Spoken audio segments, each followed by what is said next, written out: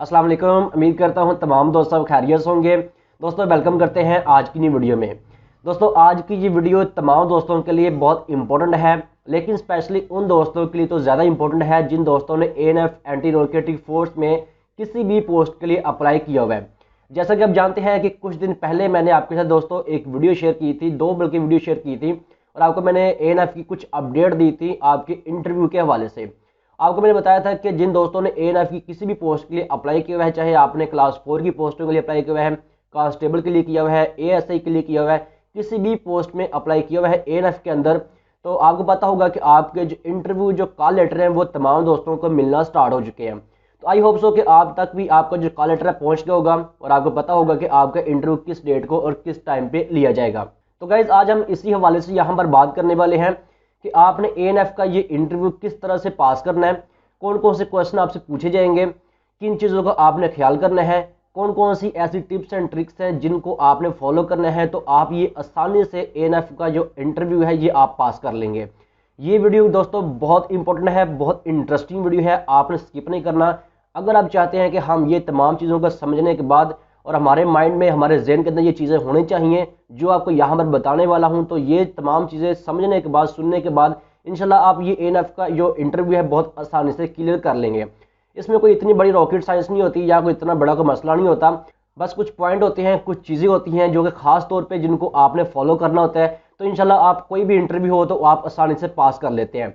हम चलते हैं लैपटॉप की स्क्रीन के ऊपर, आपको डिटेल से समझाता हूँ कि कौन कौन से क्वेश्चन आपसे पूछे जाएंगे, किन चीज़ों का आपने ख्याल करना है और कौन कौन सी चीज़ें आपके माइंड के अंदर आपके अंदर होनी चाहिए जिनको फॉलो करते हुए आप ये इंटरव्यू आसानी से पास कर सके। वीडियो को आपने स्किप बिल्कुल नहीं करना। अगेन आपसे कह रहा हूँ, अगर आपने एएनएफ के अंदर अप्लाई किया हुआ है तो स्पेशली ये वीडियो आपके लिए बना रहा हूँ ताकि आपको पता हो कि आपका इंटरव्यू किस तरह से होगा और किस तरह से आप इसको पास करेंगे।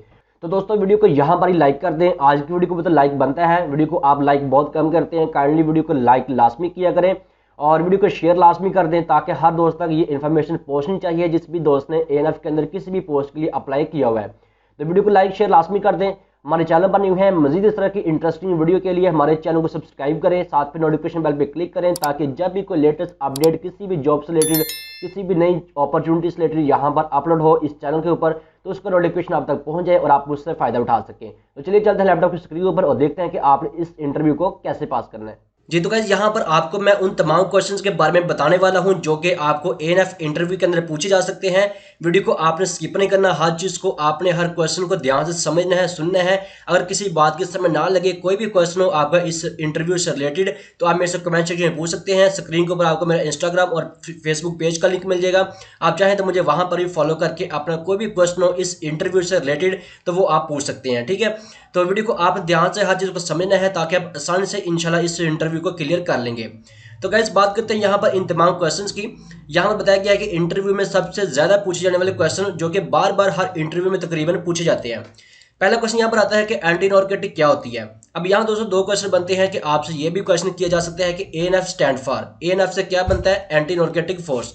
तो यहाँ पर आपने दोनों क्वेश्चंस के आंसर को आपने देख लेना है। अगर आपको समझ ना लगे तो आपने जाना है गूगल पे और वहां पर आप ये टाइप करेंगे तो आपको इस क्वेश्चन का आंसर मिल जाएगा। एएनएफ करती क्या है, एएनएफ का काम क्या होता है, ठीक है। इसके मतलब आपके वहां पर तमाम आपको रिव्यू मिल जाएंगे। उसके बाद अगला क्वेश्चन आता है कि एएनएफ एंटी नारकोटिक फोर्स किस कानून के तहत काम करती है। इसकी भी मुकम्मल तफसील आपको गूगल के ऊपर जाएंगे, वहां पर आप इसको टाइप करेंगे तो आपको इस क्वेश्चन का जो आंसर है इसकी मुकम्मल डिस्क्रिप्शन आपको वहां पर मिल जाएगी, ठीक है। यहाँ पर जस्ट आपको मैं क्वेश्चन बताऊंगा, बाकी आपने इनका जो सोल्यूशन है, इनका जो आंसर है उसको आप खुद आप सर्च करेंगे तो आपको इसका जो राइट आंसर होगा आपको मिल जाएगा। अगर आपको यहाँ पर मैं तमाम चीज़ें step by step her question का आंसर बताऊंगा डिटेल के साथ, तो वीडियो यहाँ पर 2 घंटे से भी ज़्यादा टाइम हो जाएगा। इसलिए मैंने यहाँ पर आपके सामने वो तमाम इंपॉर्टेंट क्वेश्चन रख दिए हैं जिनको आप देख के समझ के तो आप इस इंटरव्यू की तैयारी करके आप इसको आसानी से क्लियर कर सकते हैं। मैंने यहाँ पर वो तमाम क्वेश्चंस गाइस ऐड कर दिए हैं इस पूरी वीडियो के अंदर जो कि मोस्ट इंपॉर्टेंट क्वेश्चन है। तकरीबन हर इंटरव्यू के अंदर आर्मी का हो, नेवी का हो, एयरफोर्स का, पुलिस का है, एएनएफ का है, किसी भी कैटेगरी फोर्स का टेस्ट होता है तो स्पेशली ये क्वेश्चंस आपको लाजमी पता होना चाहिए और ये पूछे जा सकते हैं। इनके 99% चांसेस होते हैं कि इनमें से कुछ ना कुछ आपसे लाजमी पूछा जाएगा। नेक्स्ट टाइम दोस्तों अगला क्वेश्चन आता है कि एंटी नारकोटिक फोर्स के दफ्तर कहाँ हैं। इसकी मुकम्मल तफसील आपको गूगल पर मिल जाएगी, आप वहाँ पर सर्च कर सकते हैं where is located anti narcotic forces offices in Lahore या इन पाकिस्तान, वट एवर जो भी आप टाइप करेंगे आपको इसके मतलब उसका आंसर वहाँ से मिल जाएगा। उसके बाद ये पूछा जाएगा आपकी नौकरी के बारे में आपसे सवाल किए जाएंगे। अब ये जो क्वेश्चन है बहुत इंपॉर्टेंट है। अब देखें गाइस, आपने अगर मैटर किया है तो आपने मैटर की आपके पास जो डिग्री है, जो सनत है, जो सर्टिफिकेट है, जो आपका रिजल्ट कार्ड है, उसकी आपने तमाम हिस्ट्री को आपने पढ़ के जाना है। आपके कितने नंबर हैं, कब आपने वो डिग्री ली है, किस यूनिवर्सिटी से, किस कॉलेज से, किस स्कूल से आपने वो डिग्री ली है, ये तमाम चीज़ें आपको पता होनी चाहिए आपकी डिग्री के मुतालिक। और ये तो वैसे भी एक कॉमन चीज़ है, एटलीस्ट इंटरव्यू के अलावा भी बंदा कोई आपसे क्वेश्चन कर ले आपकी डिग्री के बारे में तो आपको तो डेफिनेटली उसका पता होना चाहिए, ठीक है। लेकिन ये तो हमारा एक इंटरव्यू है जो कि हमने एएनएफ के अंदर देने जाना है, तो आपने इन क्वेश्चंस को लाजमी देखना है कि आपकी डिग्री के हवाले से आपसे क्वेश्चन जरूर वो आपसे करेंगे। उसके बाद अगला क्वेश्चन आता है पाकिस्तान का सबसे बड़ा मसला क्या है। तो गाइज ये जो क्वेश्चन ये भी बहुत इंपॉर्टेंट है, आप इसके बारे में दो चीज़ें बता सकते हैं। आपको मैं एक और चीज़ यहाँ पर बता दूं कि आपने जिस भी क्वेश्चन का उनको आंसर देना है, वो जो भी क्वेश्चन आपसे करेंगे आपने कोशिश ये करनी है कि आपने उस क्वेश्चन को ज़्यादा लंबा चौड़ा आंसर नहीं करना। आपने मुख्तसर वर्डिंग के अंदर, यूनिक वर्डिंग के अंदर आपने 2 से 3 अल्फाज के अंदर उस क्वेश्चन के आंसर को आपने क्लोज करने की कोशिश करनी है। ऐसा नहीं करना कि आप वहाँ पर उसकी तफसील लेके बैठ जाए और वो आपके मुंह की तरफ देखते रहें, ठीक है। ऐसा नहीं करना, कि आपने एक मुख्तसर अल्फाज के अंदर और यूनिक अल्फाज के अंदर आपने उनके क्वेश्चन का आंसर उनको टाइम पे देना है। जैसे कि यहाँ पर आपके सामने क्वेश्चन है कि पाकिस्तान का सबसे बड़ा मसला क्या है। इसके अंदर आप दो चीज़ें रख सकते हैं कि पाकिस्तान का सबसे बड़ा मसला ये है करप्शन, सबसे मेन चीज़, और उसके बाद पाकिस्तान का सबसे बड़ा मसला है गुर्बत। आप इन दोनों में से किसी क्वेश्चन को डिस्कस करके तो आप इसका आंसर आसानी से दे सकते हैं, ठीक है। आई होप कि आपको ये क्वेश्चन क्लियर हो गया होगा। बाकी मजीद आपको इसके बारे में गूगल के ऊपर हर चीज़ मिल जाएगी। नेक्स्ट जी अगला क्वेश्चन आता है पाकिस्तान के मसाइल को कैसे हल किया जाए। अब ये जो गाइज आपको मैंने ऊपर क्वेश्चन बताया है पाकिस्तान का सबसे बड़ा मसला और नीचे इसके मसाइल को कैसे हल किया जाए, आप इन दोनों क्वेश्चंस के बारे में ब्रीफली आप गूगल पे जाकर सर्च करें तो आपको कुछ ना कुछ इसके मतलब इंपॉर्टेंट पॉइंट्स मिल जाएंगे। वो दोनों पॉइंट्स जो ना आप इन दोनों क्वेश्चन के अंदर आप एडजस्ट कर सकते हैं आसानी से। उम्मीद है कि आपको समझ आ रही होगी मैं आपको क्या चीज़ बताना चाह रहा हूँ, ताकि आप उसको आसानी से क्लियर कर सकें, ठीक है। जैसा कि गाइज मैंने आपको वीडियो के स्टार्ट में ये चीज़ बताई है कि आपने जिस भी क्वेश्चन का आंसर उनको देना है आपने मुख्तसर अल्फाज के अंदर और यूनिक वर्डिंग के अंदर आपने 2 से 4 अल्फाज के अंदर आपने उसके क्वेश्चन को आंसर दे देना है, ठीक है। तो इसका भी आपको बेहतरीन अल्फाज में आंसर मिल जाएगा। उसके बाद गाइज अगला क्वेश्चन आता है, ये दोनों क्वेश्चन तकरीबन सेम ही है कि कश्मीर के इस मसले को कैसे हल किया जाए। जैसा कि मैंने आपको ये ऊपर दो क्वेश्चन बताए हैं, ये इन दोनों क्वेश्चन का आंसर, और ये जो दो क्वेश्चन है इन दोनों क्वेश्चन के जो आंसर है वो आपको बेहतर तरीके से आपको गूगल के ऊपर मिल जाएंगे, आप इनको सर्च कर सकते हैं। और ये क्वेश्चन बहुत ही इंपॉर्टेंट है, ये आपसे लाजमी किसी ना किसी तरीके से आपसे पूछे जा सकते हैं, ठीक है। ये बहुत कॉमन क्वेश्चन है। उसके बाद गाइज अगला क्वेश्चन आता है इस्लामिक पॉइंट ऑफ व्यू के वाले से, ये भी बहुत इंपॉर्टेंट क्वेश्चन है। इसमें आपको ये चीज़ बताई गई है कि आपको जो ना 6 के 6 कलमे लाजमी तौर पे याद होने चाहिए, आपसे कोई ना कोई एक कलमा लाजमी वो सुन सकते हैं। इसके भी काफ़ी ज़्यादा चांसेस हैं क्योंकि इस्लामिक पॉइंट ऑफ व्यू के हवाले से ये क्वेश्चन बहुत इंपॉर्टेंट है। उसके बाद दोस्तों अगले जो 3 से 4 क्वेश्चन है ये बहुत इंपॉर्टेंट क्वेश्चन है, इनको आपने लाजमी अपने माइंड में सेट करना है, इनके आंसर का भी आपको लाजमी पता होना चाहिए। पहला क्वेश्चन यहाँ पर यह है कि पाकिस्तान की जो मौजूदा गवर्नमेंट है उनके तमाम जो वजीरों के नाम है वो आपको पता होना चाहिए, कौन कौन से वजीर हैं, किस किस पोस्ट के ऊपर वो फाइज हैं और क्या क्या उनका रैंक है, हर चीज़ का आपको यहाँ पर पता होना चाहिए। इसी तरह से यहाँ पर इंडिया की गवर्नमेंट है उसके तमाम वजीरों के नाम, अमेरिका की मौजूदा गवर्नमेंट उनके तमाम वजीरों के नाम, तुर्की की मौजूदा गवर्नमेंट उनके तमाम वजीरों के नाम, और यहाँ पर एक और कंट्री ऐड करना चाहूँगा वो है सऊदी अरेबिया, उनके भी तमाम वजीरों के नाम आपको पता होना चाहिए, कौन प्रेसिडेंट है, कौन प्राइम मिनिस्टर है, ये वो जो ना वो सारी चीज़ों को आपको पता होना चाहिए। ये इन तमाम क्वेश्चंस के भी पूछने के काफ़ी ज़्यादा चांसेस होते हैं, तो आपने इनको भी लाजमी प्रिपेयर करना है, इनके बारे में भी पता होना चाहिए। उसके बाद गाइज आती है कि यहाँ पर इस्लामिक पॉइंट ऑफ व्यू से एक और क्वेश्चन आता है, वो है जी दुआए कनूत। ये बहुत इंपॉर्टेंट क्वेश्चन है, इनको तो आपने लाजमी याद करके जाना है। इस्लामिक पॉइंट ऑफ व्यू से वाले से 6 कलमे और दुआए कनूत, इनमें से कोई ना कोई क्वेश्चन आपसे वो कर सकते हैं, इन क्वेश्चन का बहुत ज़्यादा चांसेस होते हैं। उसके बाद ये भी बहुत इंपॉर्टेंट क्वेश्चन है कायदे-ए-आज़म के 14 निकात, इसके अंदर जो ना 3 से 4 क्वेश्चन बनते हैं। अब यहाँ पर आप देखें कायदे-ए-आज़म के 14 निकात लाजमी याद होने चाहिए, कब पेश हुए 1 क्वेश्चन, क्यों पेश हुए 3 क्वेश्चन, और कितने हैं ये 4 क्वेश्चन। इस क्वेश्चन के अंदर 4 क्वेश्चन यहाँ पर आपको मिल रहे हैं, इन चारों क्वेश्चन के अंदर वो कोई भी क्वेश्चन आपसे पूछ सकते हैं, तो आपने इनको जो ना लाजमी प्रिपेयर करके जाना है। उसके बाद गाइज यहाँ पर अब आते हैं मोस्ट इंपॉर्टेंट जो क्वेश्चन है जिनके बारे में आपको पता होना चाहिए, आप इनको टिप्स एंड ट्रिक्स समझ लें या मोस्ट इंपॉर्टेंट पॉइंट समझ लें जिनके बारे में आपको पता होना चाहिए, जिसके थ्रू जो ना वो इंटरव्यू जो करने वाला है वो आपको देख के ही पहचान जाता है कि ये बंदा किस काबिल है या किस लायक है, ठीक है। ये वो तमाम क्वेश्चन यहाँ पर आपको बताने लगा हूँ। यहाँ पर दोस्तों फर्स्ट क्वेश्चन ये है कि इंटरव्यू के कमरे के अंदर कितने लोग होते हैं, जो कि ऑफिसर होते हैं इंटरव्यू लेने वाले। तो गाइज इसका ये है कि इंटरव्यू के कमरे के अंदर जो ऑफिसर बैठे होते हैं वो 3 ऑफिसर होते हैं। 3 ऑफिसर के सामने 3 चेयर्स होती हैं। आपने करना ये है कि जब आप उस रूम के अंदर जाएंगे आपके साथ 2 लड़के और होंगे, यानी कि 3 लड़के टोटल रूम के अंदर जाएंगे। जिस रूम के अंदर आपका इंटरव्यू हो रहा होगा उस रूम के अंदर आपने एंटर होना है। एंटर होने के बाद उन तीनों ऑफिसर के सामने 3 चेयर्स होंगी। उन तीनों चेयर्स के ऊपर आपने तसल्ली से जाके सुकून से बैठ जाना है और आपके पास कोई डॉक्यूमेंट्स होंगे, जो आपकी फाइल वगैरह आपके पास होगी, उसको आपने अपने सामने टेबल पर रख देना है। उसके बाद वो आपसे क्वेश्चन करना स्टार्ट कर देंगे। ठीक है, ईजी होके और तसल्ली से आपने ना ईजी होके उनके सामने आपने अपनी चेयर्स के ऊपर बैठ जाना है। ठीक है, नेक्स्ट है यहाँ पर इंटरव्यू लेने वाले कौन से ऑफिसर होते हैं। तो गाइज यहाँ पर जो इंटरव्यू लेने वाले ऑफिसर होते हैं काफ़ी बड़े स्केल के ऑफिसर होते हैं। आर्मी के ये ऑफिसर होते हैं ज़्यादातर, जिनका पे स्केल जो होता है वो 21, 22, 20 स्केल होता है। काफ़ी बड़े लेवल के ये ऑफिसर होते हैं। ठीक है, ये आर्मी के ज़्यादातर ऑफिसर होते हैं जो कि इंटरव्यू करते हैं। नेक्स्ट टाइम दोस्तों बहुत इंपॉर्टेंट क्वेश्चन है, इसको आपने लास्ट में ध्यान में रखना है, ऐसी गलती आपने बिल्कुल नहीं करनी। आप यहाँ पर पढ़ सकते हैं कि इंटरव्यू के कमरे में दाखिल होने के बाद इंटरव्यू लेने वाले जो ऑफिसर होते हैं क्या हमें उनसे हाथ मिला के सलाम करना चाहिए। तो गाइज आपने ऐसी गलती बिल्कुल भी नहीं करनी।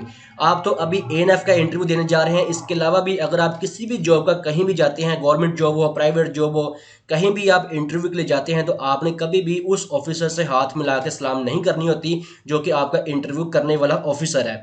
आपने करना यह है कि जब आपने रूम के अंदर एंटर होना है तो आपने सिंपल कहना है अस्सलाम वालेकुम सर, मैं कमिंग। आपने इस तरह से एक छोटा सा सलाम करना है। उसके बाद आपने उनके सामने अपनी सीट पर जाके आपने बैठ जाना है और जो भी आपके पास फाइल होगी, जो डॉक्यूमेंट्स होंगे, वो आपने अपने सामने उनके टेबल पर रख देने हैं। ठीक है, इस तरह से आपने ना एंटर होना है उस रूम के अंदर, हाथ आपने बिल्कुल नहीं मिलाना। उसके बाद गाइज यहाँ पर सेकंड लास्ट क्वेश्चन बहुत इंपॉर्टेंट क्वेश्चन है। इस क्वेश्चन के वजह से काफ़ी दोस्त मेरे से अक्सर क्वेश्चन करते हैं कि जब भी इंटरव्यू हो तो हमें अपनी ड्रेसिंग कैसी करनी चाहिए।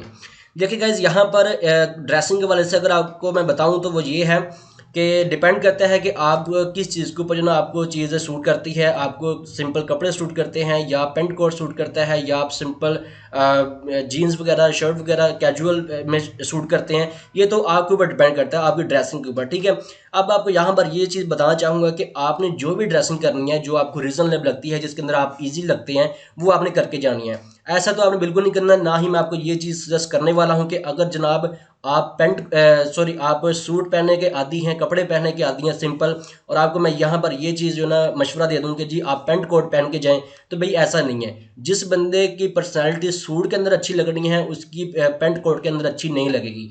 जिसकी सूट के अंदर अच्छी नहीं लगनी उसकी पेंट कोट के अंदर जो ना उसकी पर्सनैलिटी अच्छी लगेगी। ये डिपेंड करता है, आपको पता होगा बेस्ट तरीके से आप इन चीज़ को समझ सकते हैं कि आपको क्या चीज़ जो ना किस तरह से सूट करती है। ठीक है, तो ड्रेसिंग के वाले से आपने जो भी ड्रेसिंग करनी है आपने रीजनेबल एक अच्छी ड्रेसिंग, आपके हेयर स्टाइल की जो कटिंग है वो भी एक रीजनेबल एक अच्छी कटिंग होनी चाहिए।